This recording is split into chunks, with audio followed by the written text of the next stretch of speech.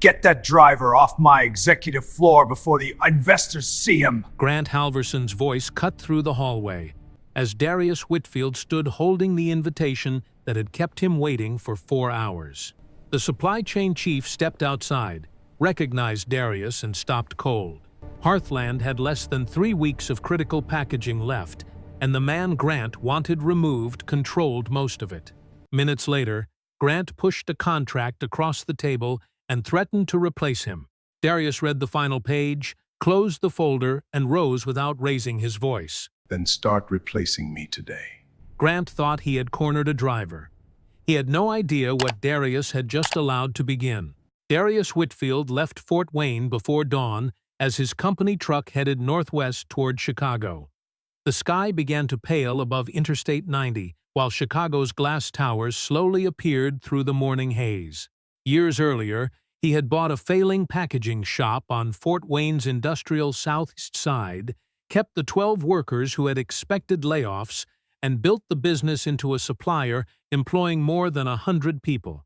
Beside him sat a worn leather portfolio, a folder marked renewal, and 3 sample trays inside a foam case.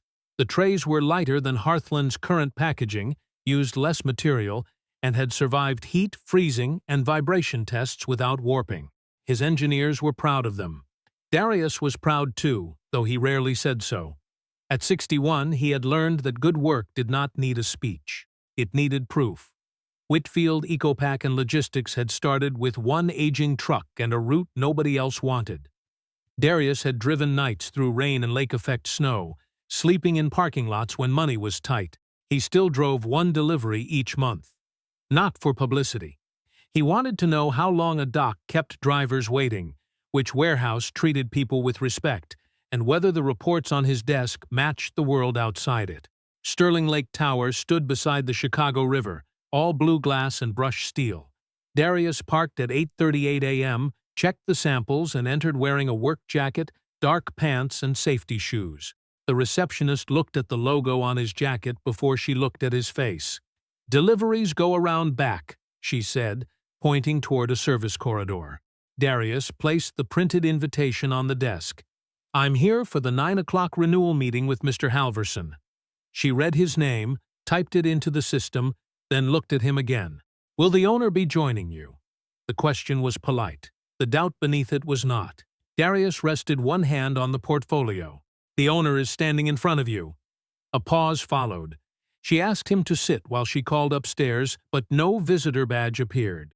At 9:17, another employee suggested he move near the service hallway because an investor group was expected and the main lobby needed to remain presentation ready. Darius looked across the marble floor, then at the plain chair beside a gray utility door. He moved without arguing. At 10:06, a white supplier in a field jacket arrived, apologized for being late, and gave only his last name. The receptionist smiled, called him Mr. Keller, printed a badge marked Ogre, and had an assistant escort him upstairs within 4 minutes. Darius watched the badge swing against the man's chest. Then he opened a small notebook and wrote the time.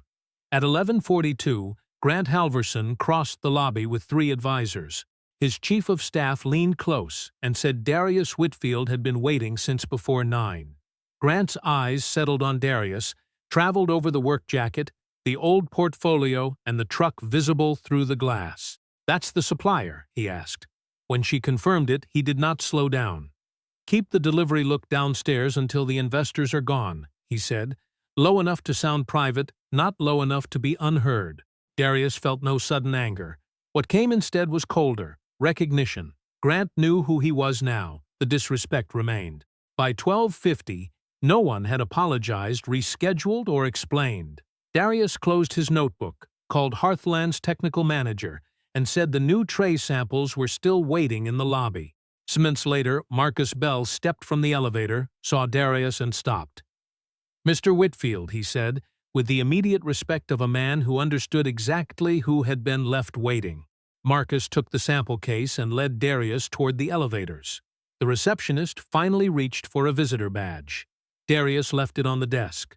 The elevator opened onto a corridor so quiet Darius could hear the soft scrape of his safety shoes against the carpet.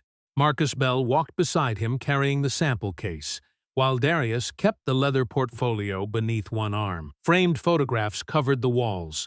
Frozen dinners, family-size pasta trays, prepared meals sealed beneath clear film. Darius recognized his company's work in every image. The curved corners, the reinforced rims, the narrow ceiling channels his engineers had spent months refining. Hearthland had built an entire campaign around convenience and reliability. Yet the man who produced much of that reliability had spent the morning beside a service door. They had taken only a few steps when Grant Halverson emerged from a glass conference room. His expression tightened the moment he saw Darius. "I told you to keep Whitfield downstairs until the investors were gone," he said to his chief of staff, refusing to address Darius directly. "Get him back to the service area." Marcus stopped. Darius did not. He reached into his portfolio, removed the printed invitation, and held it where Grant could read the heading. "Your office asked me to be here at 9. Grant glanced at the page without taking it. Drivers are not permitted to wander through the executive level without clearance. The word drivers landed with practiced ease, as if Grant had used Darius's clothing to settle every question that mattered. Darius felt the familiar pressure behind his ribs, not quite anger, not yet. It was the exhaustion of being required to prove what others were allowed to assume. "I didn't wander up here," he said. "I arrived before the meeting. Your staff kept me downstairs for more than 4 hours. Mr. Bell came to get me." Grant's eyes moved toward Marcus, irritated now that the explanation had not made Darius smaller. Before Marcus could answer, another door opened. Martin Cole, Hearthland's vice president of supply chain, stepped into the hall with a tablet in one hand. He looked at Darius, then at the sample case, then back toward Grant. The color left his face in a slow, visible drain. "Mr. Whitfield," Martin said. He had visited the Fort Wayne plant 3 times and had watched Darius walk the production floor, greeting machine operators by name and checking shipments himself. He knew the company. More important, he knew the dependency numbers. "We've been expecting you." Grant turned toward him. "You know him personally?" Martin held Grant's gaze for one strained second. "He owns Whitfield EcoPack." Silence settled over the corridor. Not dramatic silence. Worse, the kind that forced everyone to remember what had already been said. Martin opened the conference room and invited Darius inside. Grant followed without speaking. On the main screen, Martin pulled up Hearthland's supplier dependency report. Whitfield produced the heat-resistant trays used in the company's frozen meal lines, the leak-resistant sealing film used during cold transport, and the rigid containers used by Hearthland's 3 strongest prepared food brands. Several packaging lines had been calibrated around Whitfield's dimensions and material behavior. "Their components touch 63% of our prepared food portfolio," Martin said. He changed the screen. A red bar appeared beneath a row of product names. "Our current reserve is under 3 weeks at normal production." Grant leaned closer.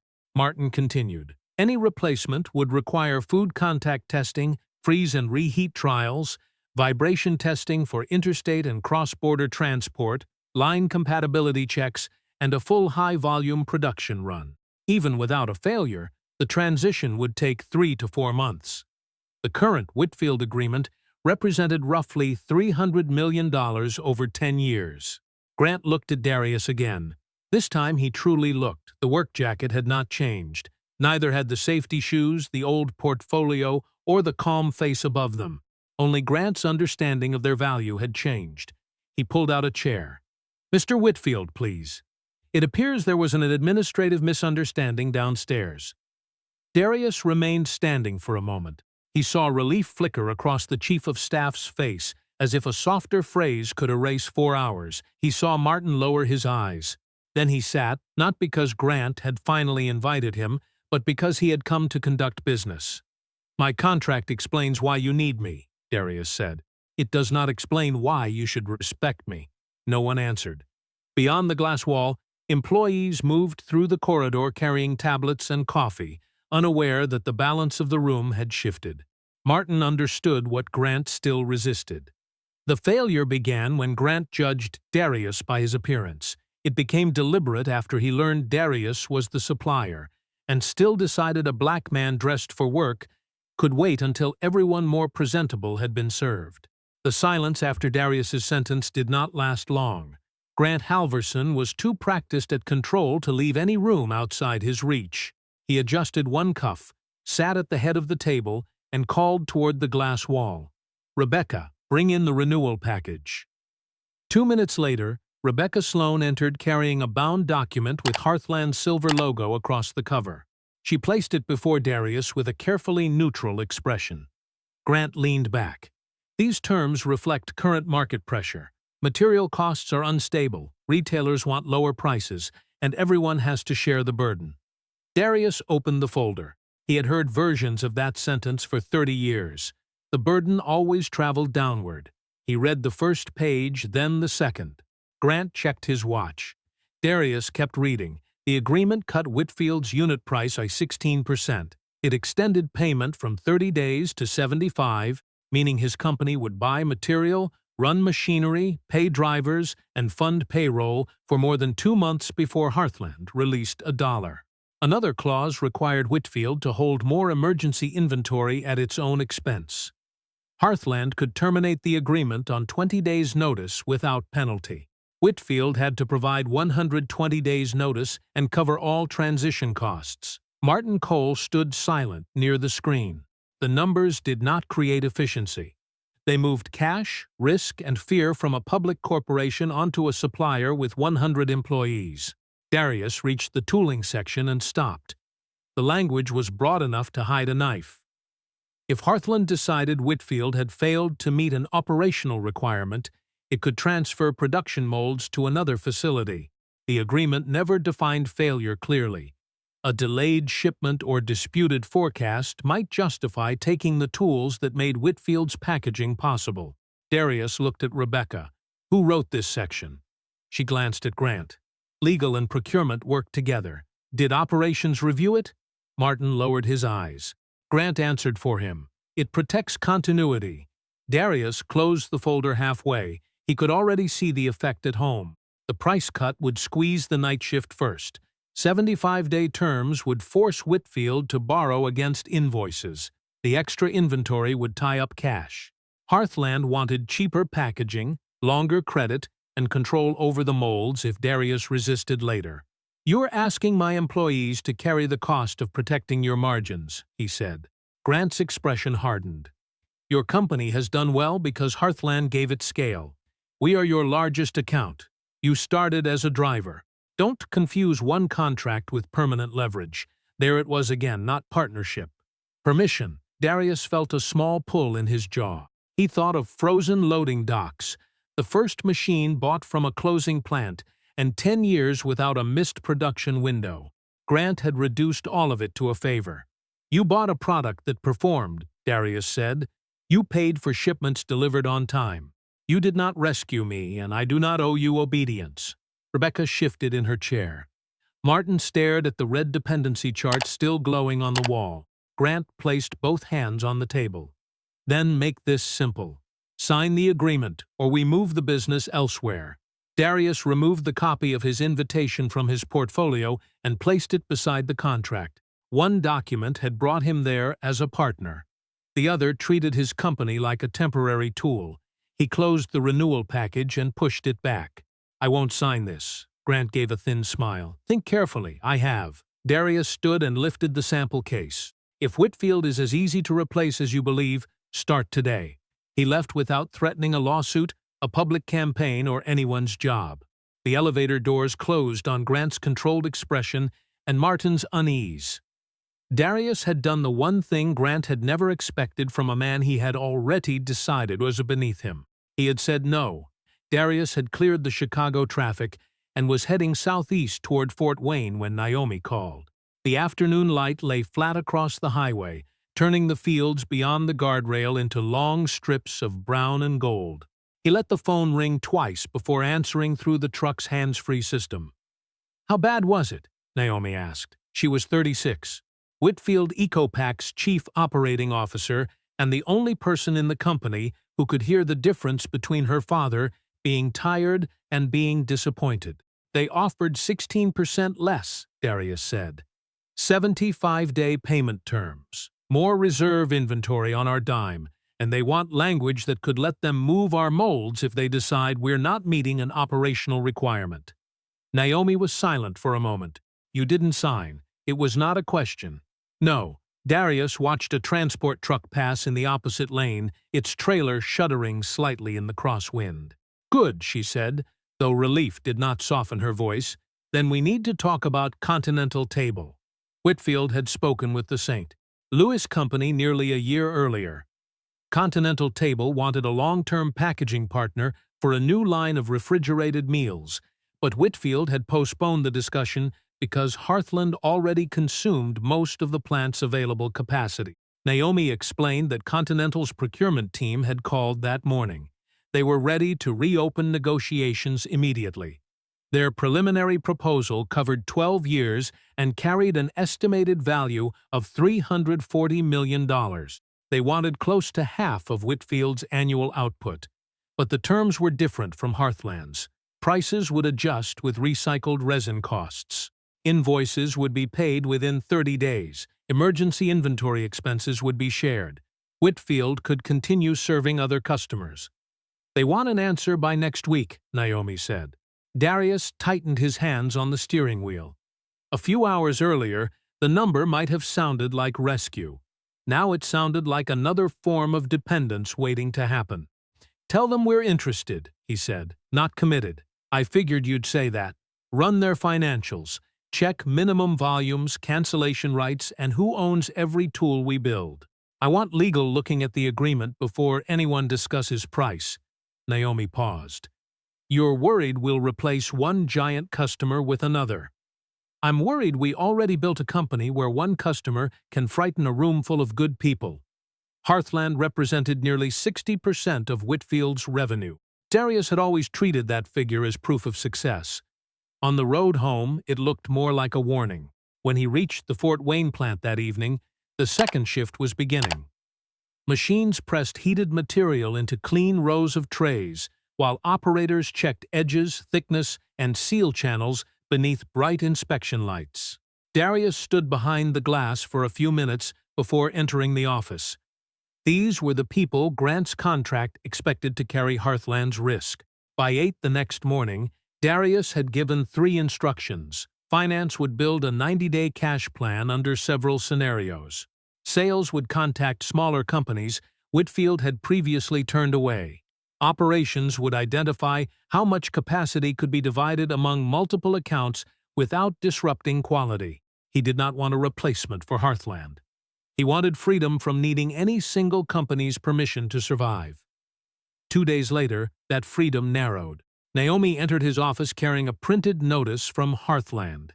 The company had placed a hold on a large outstanding payment while it reviewed ownership of the production molds. A second letter warned Whitfield against using its designs, tooling, or current capacity for Continental Table. Hearthland claimed it had financed the molds and therefore retained control over them. If Whitfield signed with another buyer, the company would seek an immediate court order. Darius read both letters twice. The payment they were holding covered resin purchases, payroll, transportation, and plant utilities already incurred to fulfill Hearthland's orders. Grant was not negotiating anymore. He was building pressure. Keep Whitfield's money. Block the new customer. Let material bills and payroll close in. Then offer the same predatory contract as the only open door. Naomi watched her father set the letters beside the unsigned renewal agreement. His face remained calm, but the stillness had changed. He thinks we'll panic, she said.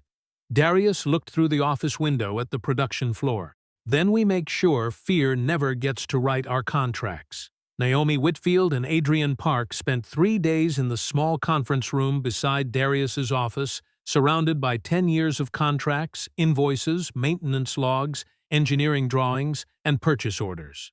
Adrian was a commercial attorney who disliked dramatic conclusions. He trusted dates, signatures, and language that could survive a courtroom. By the second afternoon, the pattern was clear. Hearthland had paid limited customization fees when it requested unusual tray depths or ceiling dimensions for specific products. Whitfield had paid for everything that made those molds exist, The steel, structural design, machining, installation, repairs, preventive maintenance, and full replacements after the original tools reached the end of their service life. The current contract gave Hearthland the right to purchase packaging produced from those molds during the agreement. It did not transfer ownership of the tools. It did not grant Hearthland control over Whitfield's machinery. It did not prevent Whitfield from using its plant for another customer.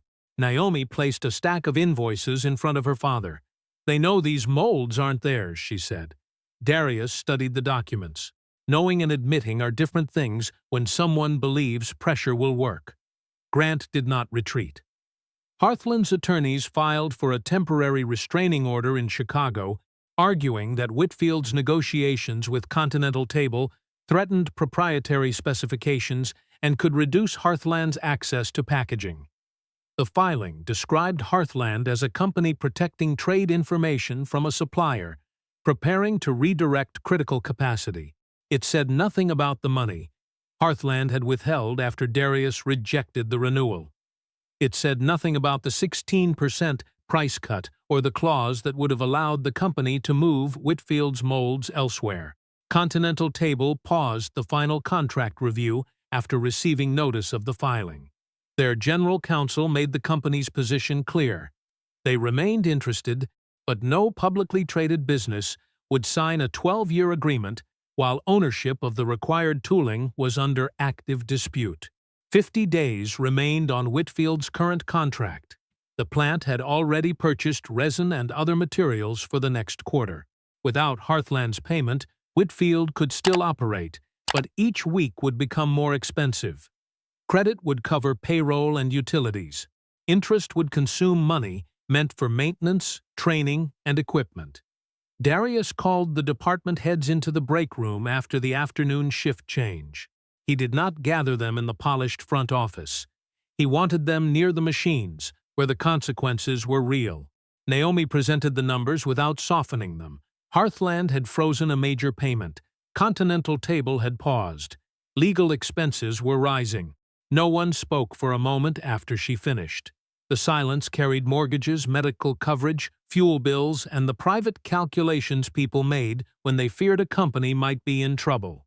Darius told them his annual bonus was suspended. The office renovation planned for spring was canceled. Payroll, health insurance, and material purchases would remain protected. He had opened a backup credit line, but would use it only if necessary.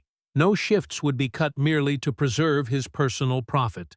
One plant manager suggested accepting Hearthland's renewal for 12 months, buying time, then leaving when conditions improved. The suggestion was reasonable. That made it harder to reject. Darius rested both hands on the table. "If we sign, they won't need to prove they own the molds. We'll have given them the power to take them." He looked around the room. "And the next supplier they pressure will be told we accepted the same terms." His voice held no heat, but Naomi heard the strain beneath it. Her father was not fearless. He simply refused to let fear make decisions for people who had trusted him with their livelihoods. Darius ordered every employee involved with Hearthland's account to preserve emails, drawings, inspection records, maintenance notes, freight documents, and payment histories. Nothing would be deleted. Nothing would be summarized from memory if the original still existed. Adrian began building a timeline showing who paid for each mold, when each tool was replaced, and what rights the contract actually granted. Late that evening, Darius stood alone outside the tooling room. Through the glass, rows of steel molds rested beneath numbered tags, heavy and silent. Hearthland called them leverage. Darius saw years of engineering work, machine hours, repairs, and wages. He touched the first truck key in his pocket, then turned off the light. This fight would not be won by whoever sounded angrier. It would be won by whoever could prove the truth. Maya Reynolds had been working on the same question for 6 weeks. How long could a large corporation hold a small supplier's money before payment terms became a form of control? She wrote for American Supply Review, a trade magazine read by procurement directors, plant managers, and business owners who rarely appeared in national headlines. Her investigation began with 3 unrelated companies: A family-owned label printer in Ohio had been forced to accept a last-minute price reduction days before renewal. A refrigeration contractor in Michigan said Hearthland froze disputed invoices after he refused a new exclusivity clause.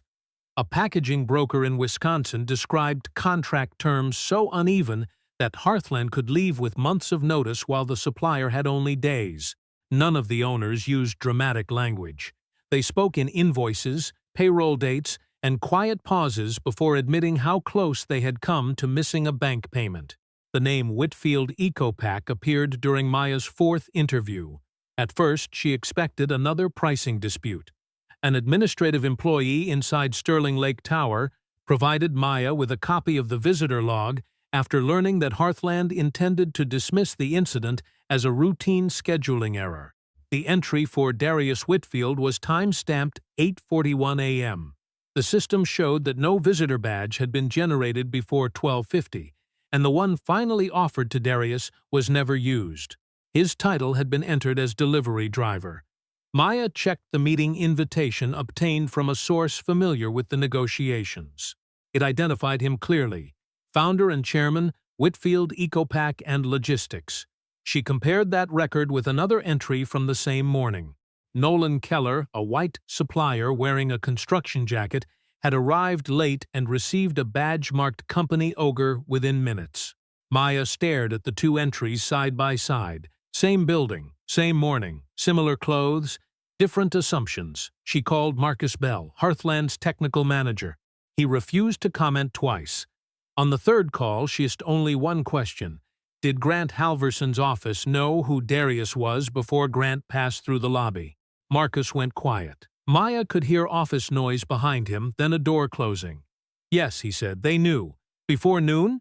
Before Grant saw him. That answer changed the story. Darius had not been left downstairs because a receptionist misunderstood his role. The mistake had been corrected internally, yet the treatment continued. Grant saw a black man in work clothes, learned he was the supplier, and still decided he could wait. 2 days later, the same employee sent Maya an internal email from the chief executive's office. The message instructed staff to keep Whitfield in the main lobby until the investor group cleared because leadership wanted the right look upstairs. Maya read the phrase several times. It was polished enough to deny, vague enough to defend, and clear enough to anyone who had ever been told they did not fit the room. She did not write the article as a story about a secretly wealthy man being mistaken for a driver. That version would have made the lesson too easy. It would suggest the problem was failing to recognize Darius's status, not failing to recognize his humanity. Her article asked why Darius had to prove he owned a company while Keller had been believed on site. It also traced Hearthland's larger pattern: aggressive price cuts near renewal, delayed payments after resistance, one-sided cancellation terms, and faster treatment for suppliers with personal access to senior leadership.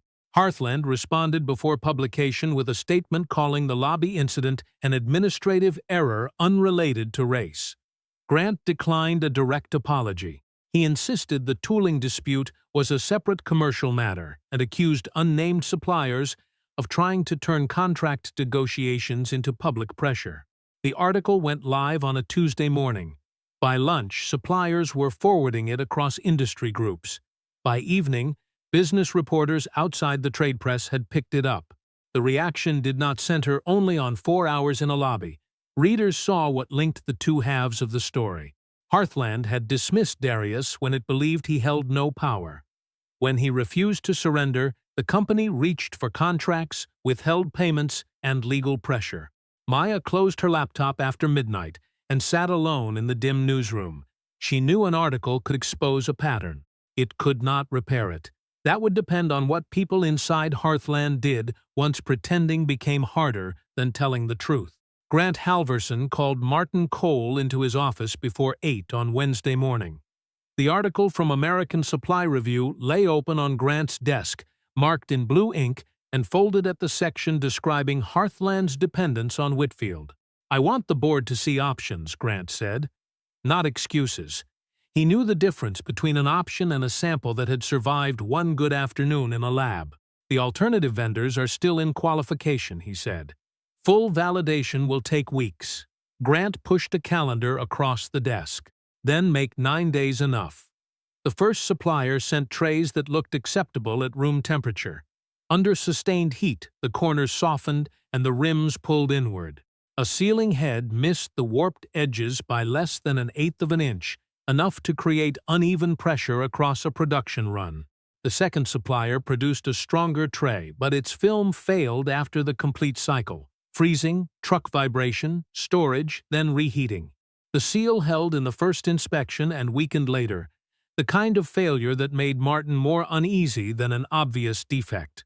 The technical team's conclusion was plain. Neither system was ready for commercial use. Martin delivered the report to Grant with every failed test documented. Grant read the first page and stopped. This says transition risk is high, because it is. The board does not need laboratory language. It needs operational context. By afternoon, Grant had replaced the phrase with transition risk under control. The summary sent ups mentioned ongoing calibration and promising progress. It did not say the first tray warped or the second seal weakened after transport simulation. Martin watched the edited report leave his inbox and felt the old habit rise inside him. Say nothing. Keep the system moving. Survive the quarter. Then Grant authorized an expanded production trial at Hearthland's Joliet facility using the second supplier's stronger tray and still unapproved sealing film, at a volume far beyond the engineering team's recommendation. Martin objected in writing. Grant replied with 5 words, "Proceed." "We need commercial data." The run began before dawn 2 days later. At first, the line moved cleanly. Trays dropped into position, filling heads cycled, film stretched over the rims, and sealing plates came down in steady rhythm. Then quality control began finding gaps along the edges, a faint channel beneath the film, then more. By the time the line stopped, pallets of finished product had already been moved to the internal hold area. Nothing left the plant. No consumer received a damaged package. The safeguards worked. But the batch had to be quarantined, the line cleaned, recalibrated, and restarted with the remaining Whitfield stock. A second facility slowed production to preserve its own reserve. For several days, both plants ran below normal capacity. Overtime rose. Orders slipped. The remaining supply of Whitfield trays dropped faster than forecast. Grant's response arrived before the final quality report. Communications was instructed to describe the event as routine equipment adjustment. Procurement was told to note that Whitfield had declined to support the transition. Martin read that sentence twice. Hearthland was withholding Whitfield's payment, challenging its tooling rights, and asking a court to restrict its business. Now Grant wanted Darius blamed for refusing to help replace his own company. That evening, Martin sat alone in his office while the building emptied. He opened Hearthland's protected compliance portal, uploaded the original test reports, Grant's authorization email, the batch hold data, production loss figures, and both versions of the board memo, then sent the preservation receipt to Eleanor and the audit committee.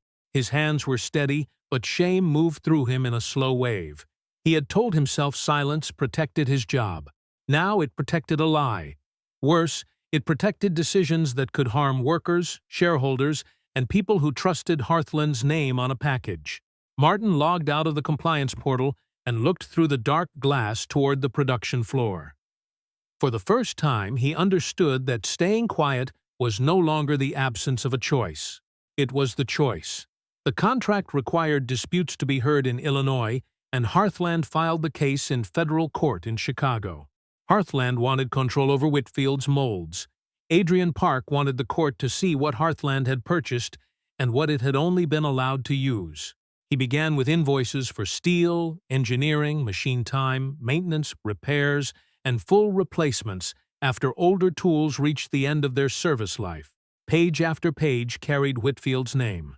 Hearthland's payments appeared too, but they were limited to changes in tray depth, sealing width, and product-specific dimensions. They paid to customize products, Adrian said. They did not purchase the factory that made them possible. Hearthland's attorney warned that Continental Table could gain access to confidential specifications.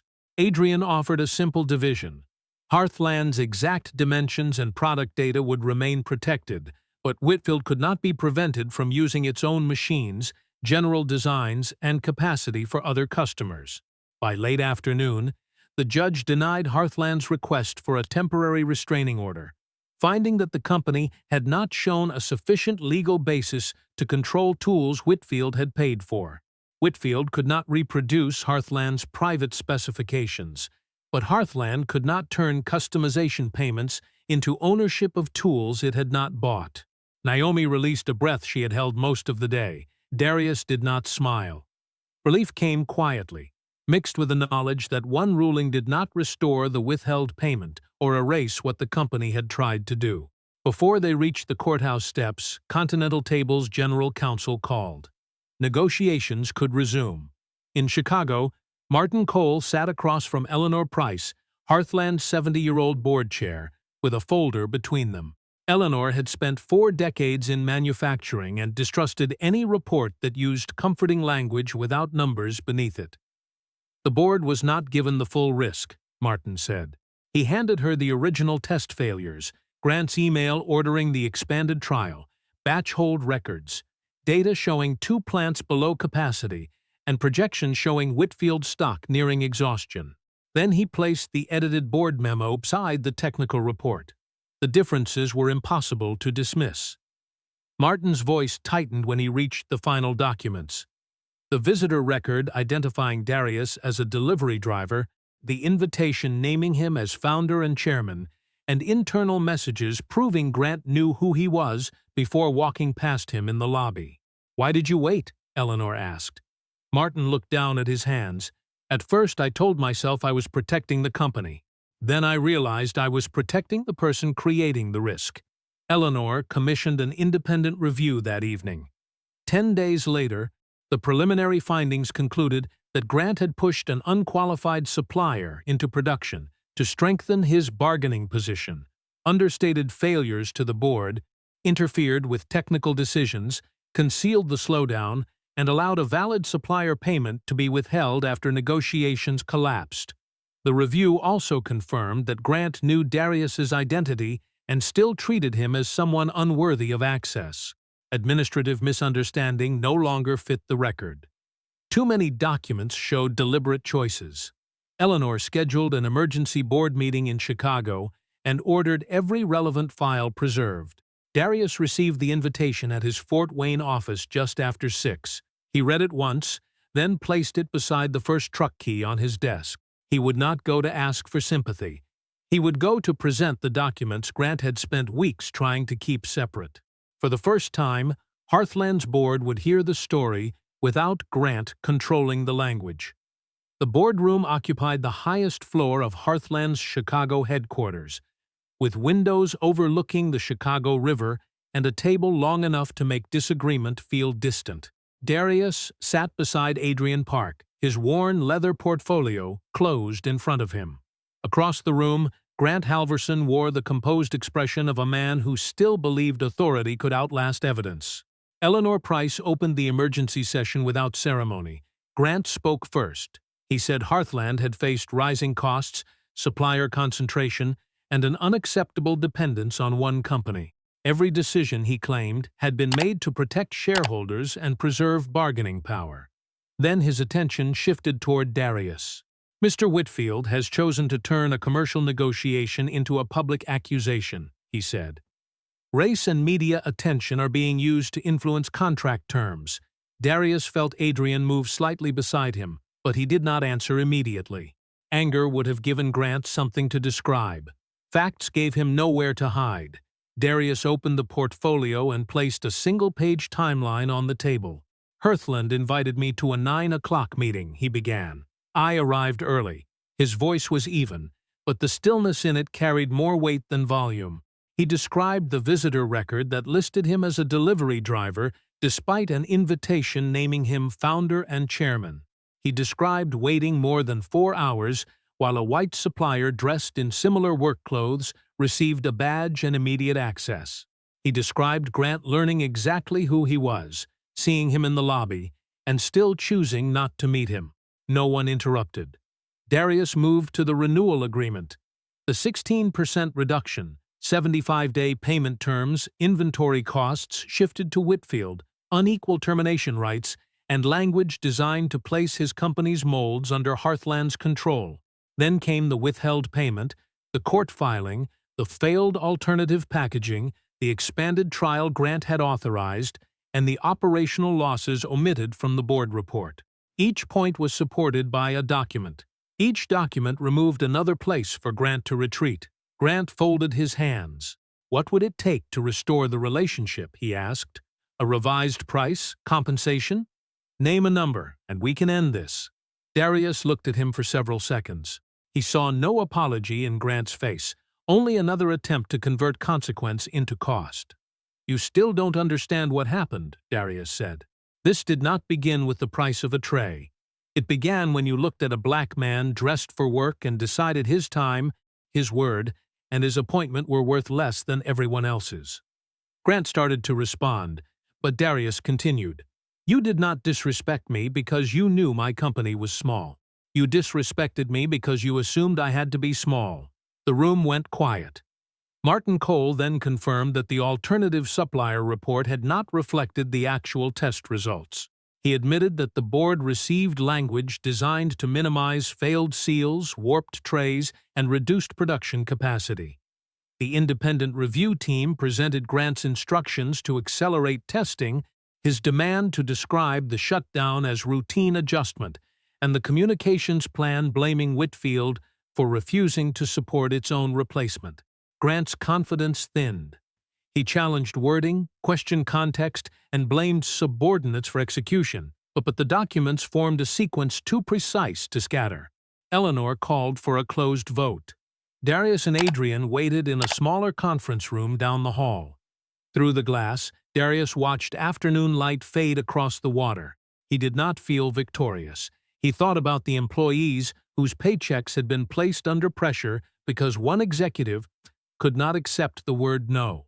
40 minutes later, Eleanor invited them back.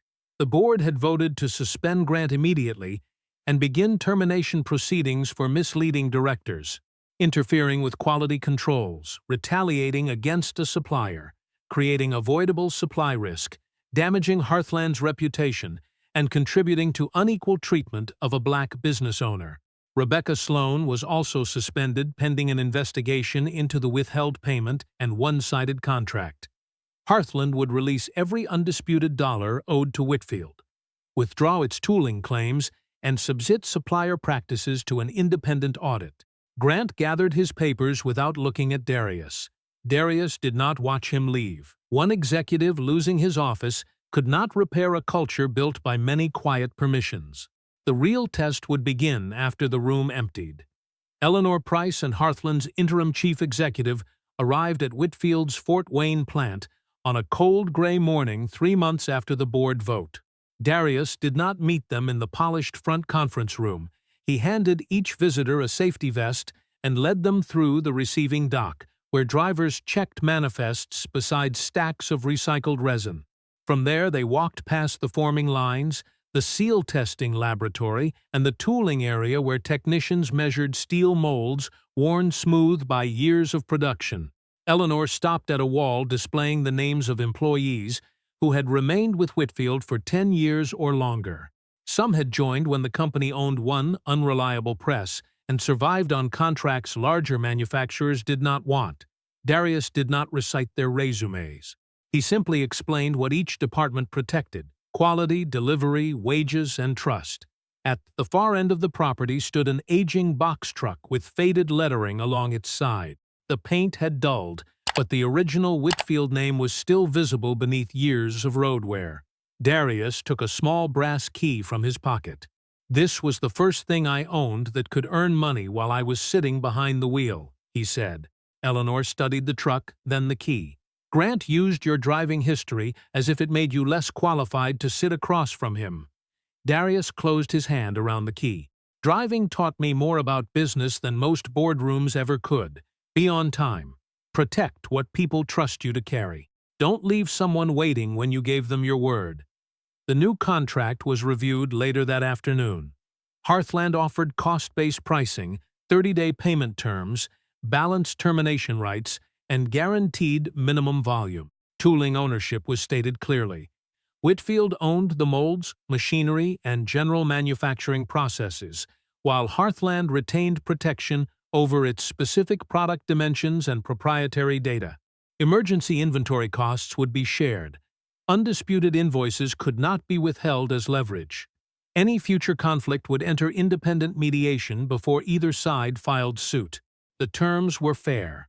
Darius still declined Hearthland's request for most of Whitfield's available capacity. After months of financial, legal, and technical review, Naomi had finalized an agreement reserving 45% of Whitfield's annual capacity for continental table and 20% for several regional customers. Hearthland would receive 35% of Whitfield's available commercial capacity under the new agreement. During the first 6 months, that allocation would protect Hearthland's 3 strongest brands, while independently qualified suppliers gradually took over its lower-volume product lines.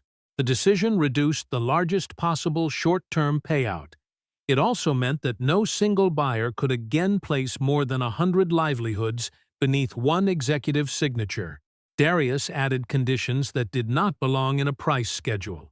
Hearthland would verify visitors through appointment records rather than clothing, race, or perceived job level. Reception employees could not invent titles based on appearance. Suppliers would receive access to an independent complaint channel. The company could not retaliate by withholding payments unrelated to a dispute. Supply risk reports would require confirmation from technical staff and internal audit before reaching the board. Senior leaders would receive training on bias in their treatment of vendors, contractors, and drivers. Eleanor and the interim chief executive accepted the conditions on Hearthland's behalf, subject to formal board approval. "These should have existed before you asked," Eleanor said. The board ratified the reforms later that week. Darius appreciated the sentence because it did not ask him to praise the company for correcting damage it had caused. Whitfield created its own program soon afterward, offering small suppliers practical workshops on tooling ownership, payment terms, cash flow planning, termination clauses, and the danger of allowing one customer to dominate revenue. Darius did not present himself as someone who had always known better. He told business owners that Whitfield's dependence on Hearthland had been his mistake, too. Success could hide vulnerability when the checks arrived on time. Several months later, Darius returned to Sterling Lake Tower for a quarterly meeting. A visitor badge bearing his correct title waited at the front desk. The receptionist reached for the phone to announce him. Then Darius noticed a black delivery driver standing behind him with a sample box balanced against one hip. No one had acknowledged the man. Darius stepped aside. "Help him first." The receptionist looked uncertain, as if searching for the business reason. Darius gave her none. He did not say the driver might own a company, control a valuable contract, or become important to Hearthland someday. "He shouldn't have to prove he has power before you treat his time like it matters," Darius said. The receptionist turned toward the driver and asked his name. Darius waited, the old truck key resting in his pocket, while the lesson finally reached the place where the story had begun. Which moment in Darius's journey stayed with you the most? Share it in the comments, tell us where you're watching from, and subscribe for more stories like this.